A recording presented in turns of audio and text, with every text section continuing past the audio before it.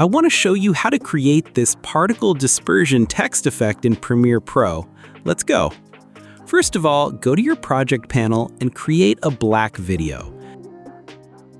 Drag it to your timeline to layer 2. Now choose your type tool and write your text. Following, go to Essential Graphics and make any type of changes you want to the text.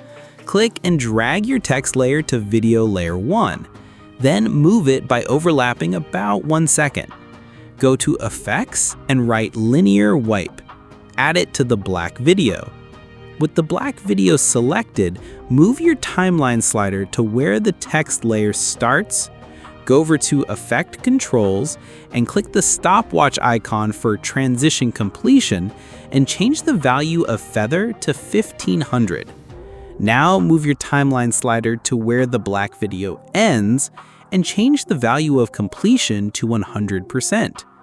If you want to create the particles rather than a normal fade, change the blend mode of our black video to dissolve. Everything is ready. Let's see the result.